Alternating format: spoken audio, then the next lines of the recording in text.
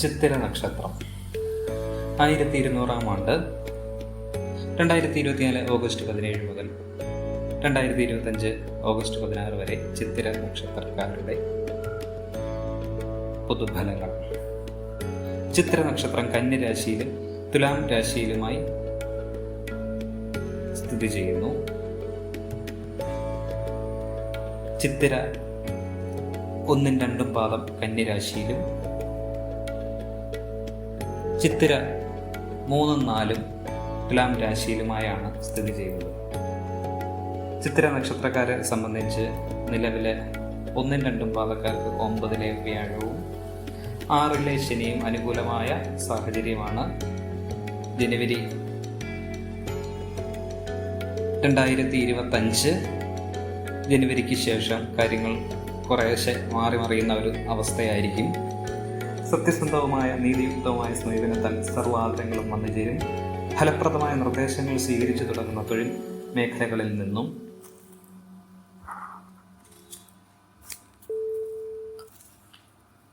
March മുതൽ സാമ്പത്തിക നേട്ടമുണ്ടാകും. മാതൃകാപരമായ പ്രവർത്തനം കാഴ്ചവെക്കുവാൻ ഇടവരുമെങ്കിലും മെയ് മുതൽ മാത്രമേ അനുഭവ ഫലമുണ്ടാവുകയുള്ളൂ.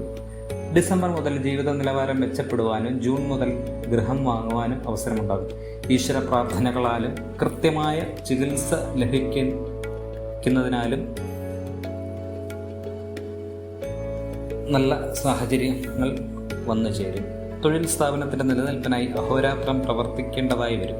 ശാസ്ത്ര പരീക്ഷണത്തിന് നിരീക്ഷണങ്ങളും പാഠ്യപദ്ധതി സമർപ്പണവും സാധിക്കുമെങ്കിലും ഡിസംബറിന് ശേഷമാണ് നല്ലത്. പ്രലോഭനങ്ങളിൽ അകപ്പെടാതെ സൂക്ഷിക്കണം. ഈശ്വര പ്രാർത്ഥനകളാലും ആത്മനിയന്ത്രണത്താലും സൗമ്യ സമീപനത്താലും അർപ്പണ മനോഭാവത്താലും അനിഷ്ടഫലങ്ങളെ അതിജീവിച്ച് ആശ്വാസമേകുന്ന ഘടകങ്ങൾ എല്ലാ പ്രകാരത്തിലും വന്നുചേരും. ഔചിത്യമുള്ള സമീപന ശൈലിക്ക് അർഹമായ അംഗീകാരം അന്തിമ നിമിഷത്തിൽ അനുഭവയോഗ്യമാകും. വിദഗ്ധ ചികിത്സകളാലും ഭക്ഷണ ക്രമീകരണങ്ങളാലും അസുഖങ്ങളെ അതിജീവിച്ച് ആരോഗ്യം നിലനിർത്തുവാൻ സാധിക്കും. മാസത്തിലൊരിക്കൽ കുടുംബത്തിൽ വന്നു പോകുവാൻ തക്കവണ്ണം ഉദ്യോഗമാറ്റമുണ്ടാകും. ഭക്തി ശ്രദ്ധ പുരസ്സരം ചെയ്യുന്ന കാര്യങ്ങൾ ഏറെക്കുറെ ജൂൺ മുതൽ ഫലപ്രദമാകും.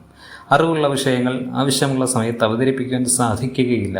ഈശ്വര പ്രാർത്ഥനകളാലും സൗമ്യ സമീപനത്താലും പ്രതികൂല സാഹചര്യങ്ങൾ ഏറെക്കുറെ അതിജീവിക്കും. വ്യവസ്ഥകൾ പാലിക്കുവാൻ കഠിന പ്രയത്നം വേണ്ടിവരും. ചെയ്യാത്ത കുറ്റത്തിന് അപരാധം കേൾക്കുവാനിടവരുമെങ്കിലും പ്രതികരിക്കാതിരിക്കുകയാകും ഭാവിയിലേക്ക് നല്ലത്. നിസ്സാര കാര്യങ്ങൾക്ക് പോലും അഹോരാത്രം പ്രവർത്തനം വേണ്ടിവരും. മേലാധികാരിയുടെ ആജ്ഞകൾ അനുസരിക്കേണ്ടതായി വരും.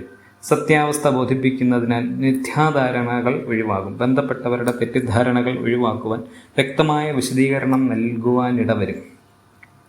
പ്രായോഗിക വിജ്ഞാനം പ്രവർത്തനക്ഷമതയ്ക്ക് വഴിയൊരുക്കും. പൊതുപ്രവർത്തനങ്ങളിൽ ശോഭിക്കും. ആധുനിക വിദ്യാ സംവിധാനവും പൗരാണിക സംസ്കാരവും സമന്വയിപ്പിച്ചുകൊണ്ടുള്ള പുതിയ പദ്ധതികൾ രൂപകൽപ്പന ചെയ്യുവാനിടവരും. അപ്രധാനങ്ങളായ കാര്യങ്ങളിൽ അനാവശ്യമായി ഇടപെട്ടാൽ അബദ്ധങ്ങൾ വന്നുചേരും.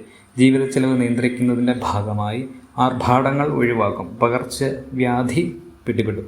അടിസ്ഥാനരഹിതമായ ആരോപണങ്ങളെ അതിജീവിക്കുവാൻ സുതാര്യതയുള്ള സമീപനത്താൽ സാധ്യമാകും. ആത്മവിമർശനത്താൽ പ്രതികൂല സാഹചര്യങ്ങളെ അതിജീവിക്കുവാൻ സാധിക്കും.